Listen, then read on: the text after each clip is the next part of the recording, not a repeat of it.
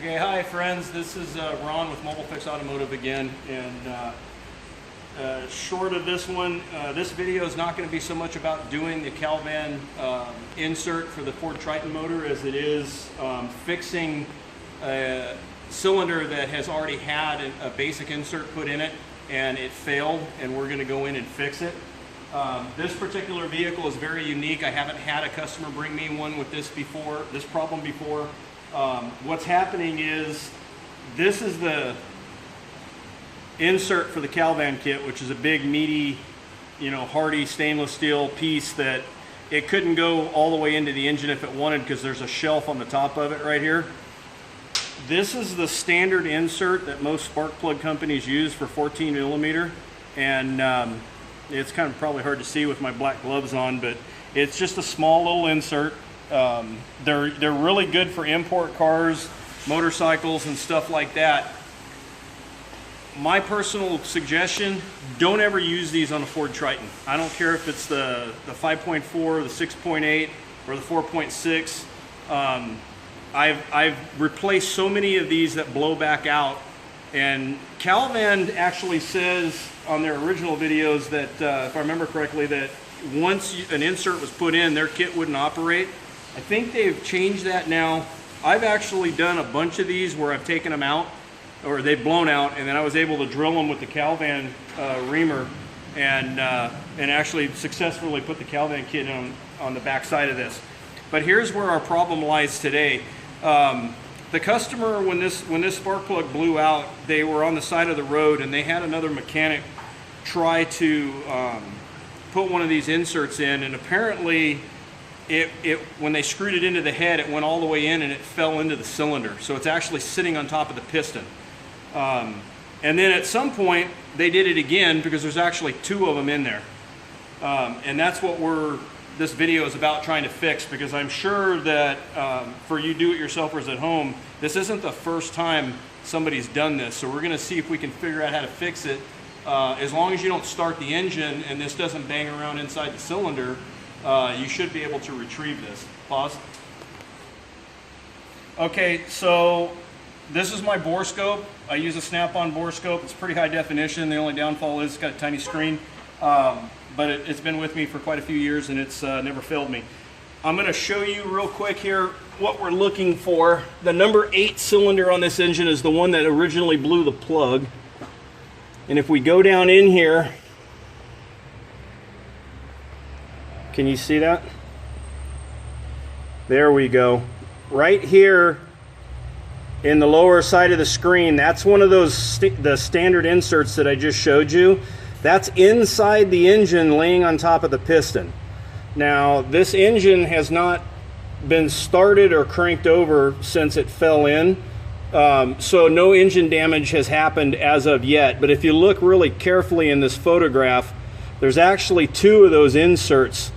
The other one is, I think, on the other side of this piece of paper. I'm not going to waste time. There it is. It's laying sideways. Let me get the camera. So we got one that's standing up, that's a long insert, and then the one on the bottom side of the screen this way, that's, let me get this thing in here. There we go. Sorry, we weren't focused in. So there's 2 inserts. If you look really carefully, you got the one at the bottom of the screen and the one in the center. So my job's going to be to get those out. Pause. Okay, I'm back over at the tool desk now. What I've got laid out in front of me right now is the new Calvan kit that I just purchased. I go through one of these about once a year. I have to replace my kit because I wear them out. I do so many of them. This is the kit that you saw in the original video that I shot on how to fix it. This kit's been modified to this one. There's a couple of differences. Some of them I like, some of them I don't. But both kits are still top of the line, as far as I'm concerned, best out there. Calvan Corporation themselves should probably give me some sort of a kickback, because the amount of these kits I've sold for them on this YouTube videos on the install, it's been a lot. I don't recommend any of the others because I've never had one of these fail, and therefore I'm not going to change and use anything else. But here's my theory and what we're going to try to do together as a team. This is the Calvan kit insert. And if you look at this, it's 18.95 millimeters in diameter. Now what I'm going to do is I'm going to tighten down this nut on the top, which keeps this slider from moving. Okay. And the insert, this is the biggest difference on these, that other than the fact that there's not enough aluminum in the head, the way they taper it for these to get proper threads when you tap it. But look at the difference here. See that? So what my theory is once I drill or ream, it's not really drilling, it's reaming the hole out for the Calvan insert, there should be enough room for me to send, it's not a telescoping magnet, but it's a bendable magnet that I can send down in there, and I should be able to go down in and pick up the insert just like that and pull it through the hole. That's my theory. Let's see whether or not I'm right. Pause. 1. Okay, so real quick before I actually get started on the repair, let me show you the stuff that I'm going to need to do this job properly. One of them is a Calvan repair kit. In this particular case, I'm not going to use the brand new one today. We're going to use the old one. It's the one I'm most at home with. Okay, and it consists of a reamer, a guide that goes down in where the spark plug is. That's what keeps you from drilling your hole crooked. This is another reason I don't like the basic Helicoil kit, because although it comes with a tap, not this big obviously, but it comes with a tap, but the problem is when you go down in there to tap the hole, there's nothing to keep you from being crooked because there is no guide. So you need to get a kit that's got a guide. So we've got a tap, we got a reamer, we got a guide. This particular engine has one valve open right now because they didn't verify the valves were closed. I need to make sure that that valve is not in the way when I send the drill bit in, because I'm going to have to punch all the way through. If I use the reamer and let the guide stop me, there's going to be an 1/8 of an inch ridge at the bottom that's going to be too small for this insert to go through. So I'm going to have to remove this and punch all the way through. And with that happening, there's a possibility of hitting one of the valves that are open and bending the valve, and then the engine won't have any compression. You're going to need an air blower. The biggest question I get asked is, how do you get the shavings out of the engine? With a blower and a whole lot of air. If you guys want to argue using a vacuum cleaner, which I've had a lot of people call me and say, just suck it out with a vacuum with a little tiny hose, go right ahead. You know, if you want to spend 2 hours trying to suck out every tiny little piece of aluminum. I have found with my bore scope, the high definition camera, that when I blow the air out with a decent air tank that's got 30 pounds or 30 gallons of air or more, and it can keep up with this, there's nothing left in that piston or around the rings that's large enough to cause any damage to the engine. Some people talk about starting the engine up after they drill and letting the piston blow the debris out of the spark plug hole. If you want to do that, that's up to you. The reason, as a professional, I choose not to do that is the shavings are pretty large at that point, and if any of those shavings get stuck inside the valves and hold the valve open, you can end up with the engine misfiring. If it holds the valve open too far, the piston can hit the valve and bend the valve. And or you could just end up with a ton of debris stuck in the front of your catalytic converter that you got to deal with. So you try to blow out the best you can, go from there. One of the other tools that you're going to need is a spark plug socket. You do not have to have a nice cool snap-on one like I've got. A regular spark plug socket with an extension will do, but you just need a spark plug socket that your spark plug will fit into. Screw your Calvan insert onto it, and you actually use the spark plug to install the insert. We'll be putting JB Weld and Loctite. That's something I've changed since my first video. Had a lot of inserts come out. 13 millimeter socket. It's going to be needed to drive the insert and, bear with me. You need a 13 millimeter to drive the reamer and the tap. They're both 13 millimeter. That's one of the things they didn't change when they updated their kit. So JB Weld, quick weld. This was really easy because you don't have to sit there and measure, squeeze, and see which one you want to do. You just take the cap off, and then we'll get to that in a minute. 271 or 277 Loctite.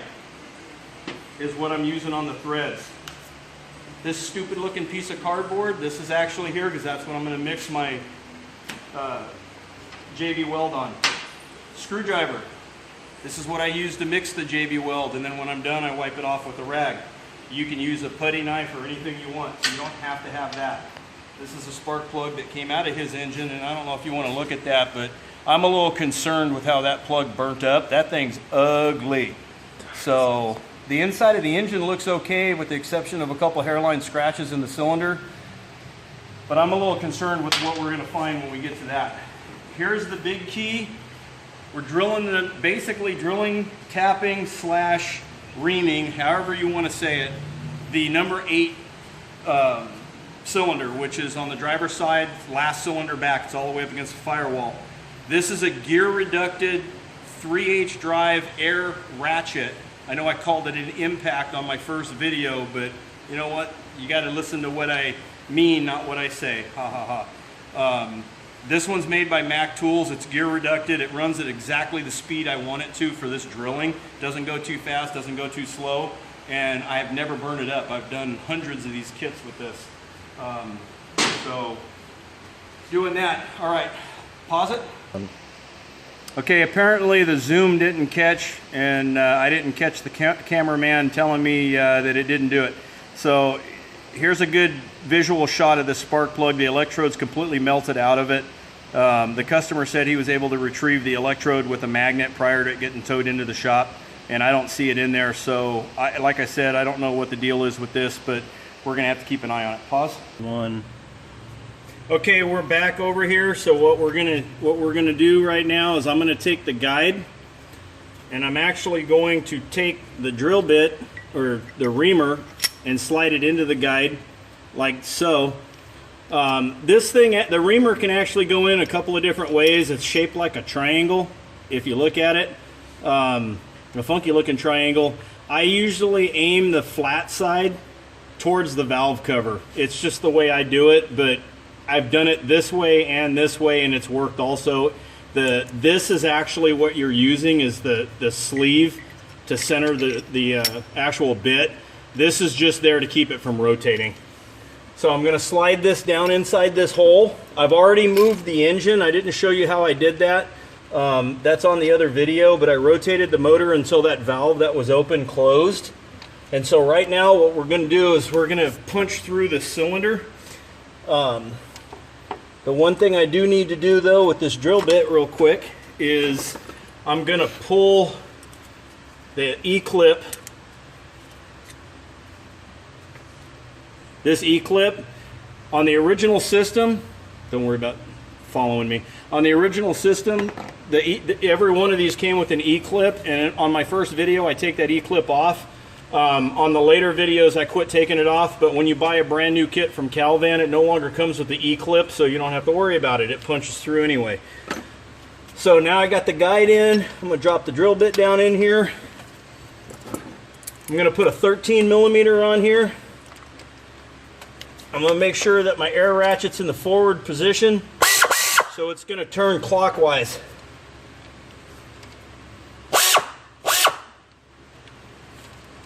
Mine locks on. So basically, oh great, my flashlight's going to fight me today. So basically, I'm just going to pull the trigger and start putting pressure on it. Okay, now you'll notice that the first video that I shot, it took me a while to drill through, and this one punched through right away. The reason it punched through right away is because it's already been tapped out for a 14 1.25, so it's been drilled bigger than the spark plug was to begin with. And so where we're at right now with it is that it went right through because it didn't have to cut that much metal. Now, normally at this stage right now in the game, I will take, it's stuck and doesn't want to come back out, little bugger. Come on. It's hard to get your fingers in here to grab it because the doggone fuel rail's right in the way. Right above me, so I can't get my knuckles down on there. There we go, pull the whole thing out. Normally on this stage of the game, I usually put the air blower in here and blow all the chunks out that are in here. But I don't want to take a chance of knocking the debris in an area where I can't get to it. Pause. Don't move. Okay, I'm back with my magnet, which has an aluminum flexible shaft. Here's my theory. I've never done this before, guys, but I should be able to go right down inside this hole and pull an insert out. And I wasn't able to find one on that go around.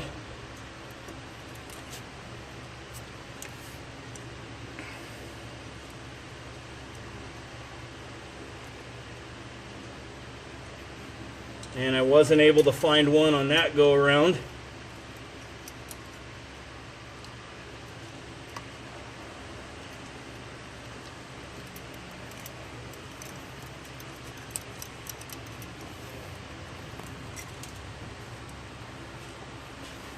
Okay, so all I've managed to pull out is some metal shavings. That's not the answer I'm looking for.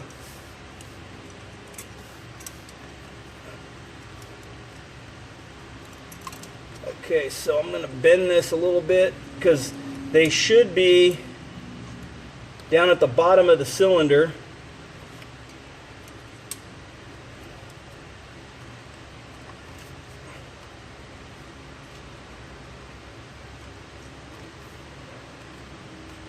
Okay, pause.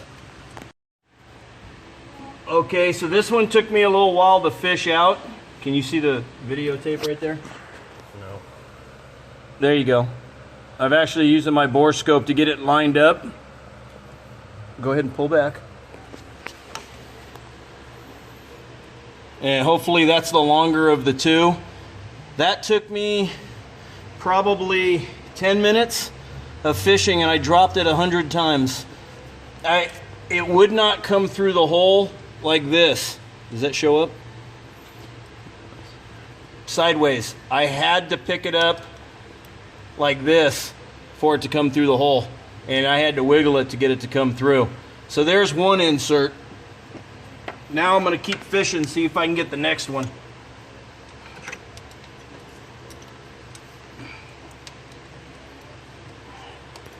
So I'm going to go down in here.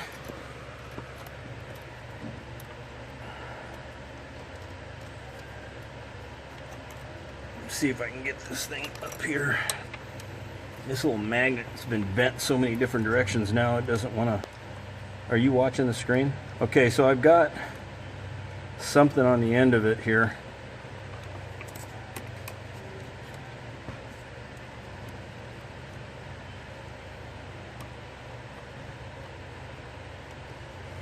Trying to fish this out.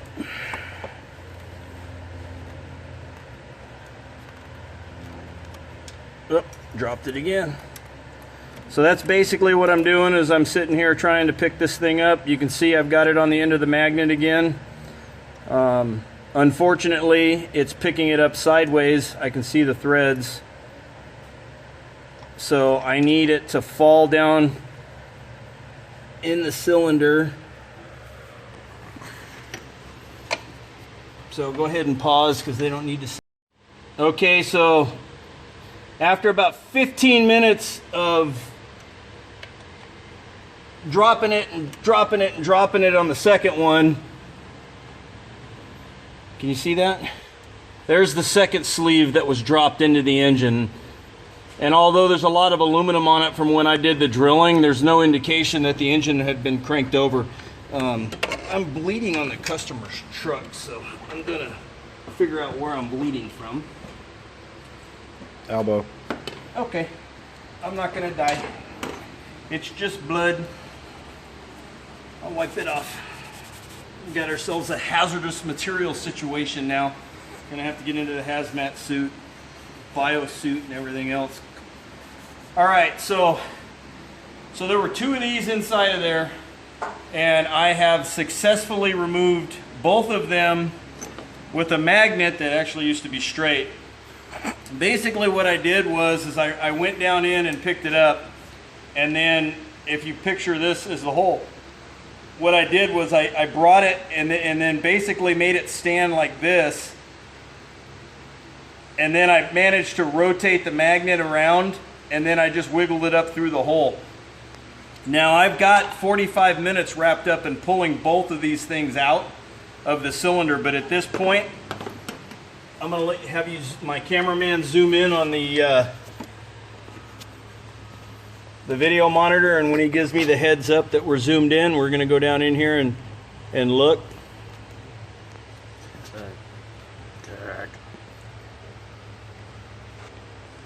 You're in that so that it can't. Okay, just don't worry about it, okay? Because you're so close in, it's not going to zoom. Just scrap that whole video. It sucks. Okay, so now that I've gotten the metal out, even my bore scope was really difficult to see inside the cylinder to make sure that that all the metal was gone, but I did verify it. There was still a piece of paper down in there that was a wadded up napkin, basically. This is what's left of it. It was just, I don't know why they put napkin down in there. But I started the engine up. I'm going to do that again, so just stay there facing the motor.